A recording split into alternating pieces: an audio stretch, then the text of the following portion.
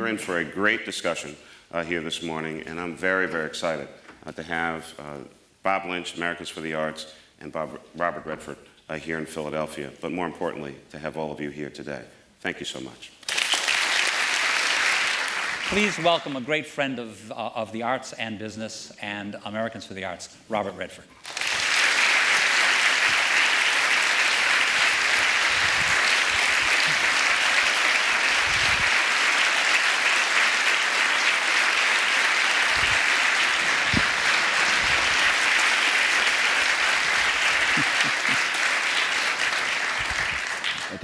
I think our time's up, huh? I think we're done. Yeah. But you once told me a story of a key moment in your life when you were a third grader that got you involved, and I think even on a pathway to this life, but also saved you in a way. Can you just share that? Yeah, I grew up in Los Angeles,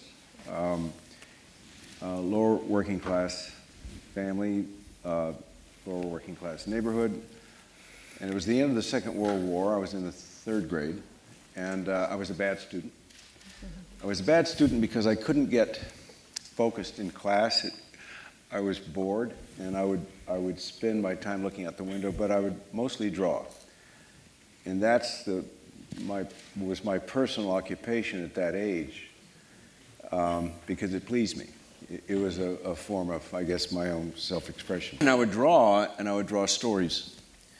They were just for my own amusement. But anyway, I was in class, and because at that time, I didn't know it then, but at that time, most of the good teachers were involved in the war.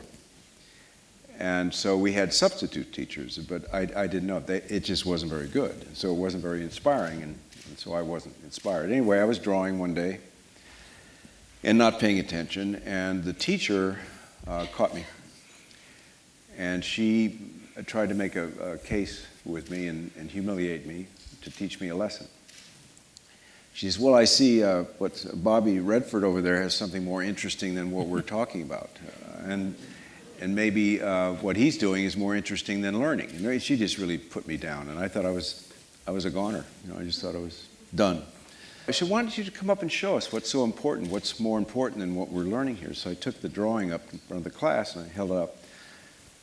She asked me to say what it was, and I said, well, these are cowboys chasing Indians over a cliff, and they're shooting at the Indians, and the Indians are shooting back with arrows, and above the cowboys are B-52 bombers bombing the cowboys.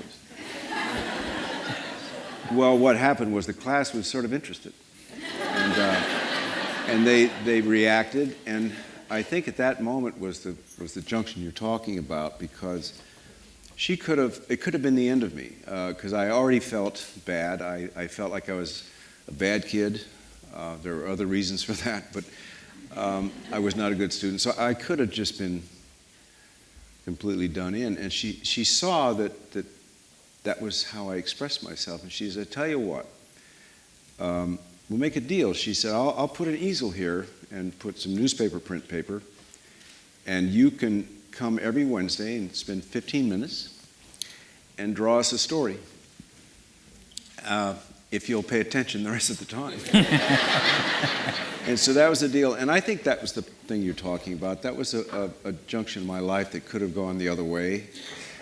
And in a way, I guess it's extreme to say it, but I guess it did kind of save my life, because I felt that I wasn't a total lost cause. One of the things, you had this beautiful place that you were enjoying, and some 30 years ago, you were well into a successful career as an actor and director, and you could have just focused there. But instead, you were driven to start that various group of businesses. What was the catalyst to make that move? In the beginning, it was not a wholly conceived thing. In other words, whatever happened was a small step would be taken forward, and that small step would create something that might succeed, and if it succeeded, it would create other opportunities that you would take advantage of, and you just kept moving forward, one iteration leading to the next. My first involvement with business, because I never saw myself as a businessman, and to this day I think I probably have a struggle if somebody said, well, you're a businessman, it's something that doesn't hit my ear right, considering how I started my life. But I think I started as an artist because that's what I am. And then because of success, it opened up for new opportunities where I could expand. Whatever skills I had, I could expand into other areas and push myself forward, and that felt good. And so suddenly you create an idea, and because nobody votes for a new idea, you have to kind of bear it and prove it yourself.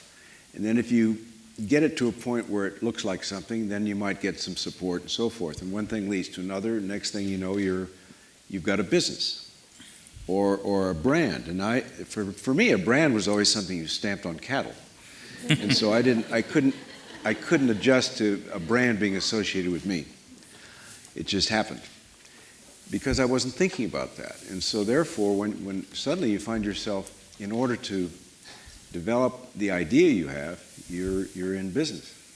And that's how I found myself in business. But it started out as an idea for preservation. I mean, I bought land, and I just wanted a little piece of a place for myself. And then as I built a family, I built a cabin. I wanted it to be really in the semi-wilderness because I lived in New York, and I liked the idea of the tough urban environment of a city and a wilderness area to be in and to raise a family in.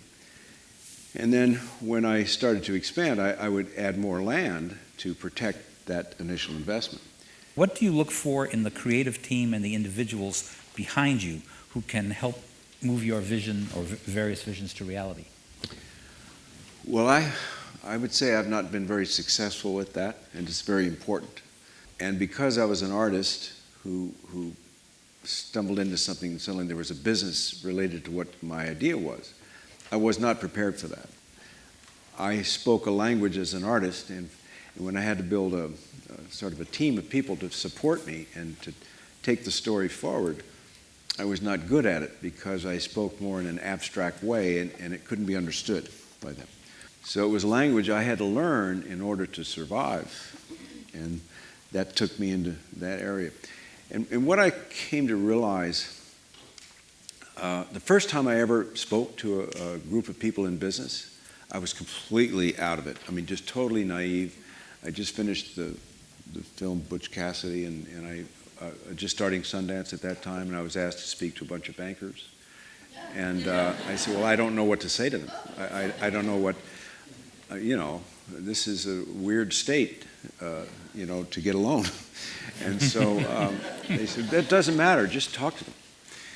And so anyway, I got up to speak, and I was nervous, and what came out was kind of like an harangue because I was so nervous. And I said, why is it so hard to get a loan in this state, and don't you know you can't take it with you, and blah, blah, blah, blah. So all the wrong things. I just said all the wrong things. And when it was over, it was just dead silent, and everybody was filing out, and I thought, God, I've just totally blown it, Sundance, I'm never going to get a loan. And a guy, the head of Security First National, goes out and he said, Mr. Redford, appreciate your comments tonight. And I thought, oh, yeah. And he said, I have a question for you. And I said, what? And he said, did you really make the jump off the cliff in Butch Cassidy? And then I realized it didn't matter what. But I still had to learn. I had to learn how to speak and how to listen.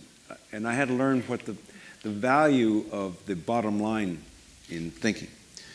And so therefore, in starting Sundance, I had to rely on people who would come in and carry the idea forward because I was not good at it.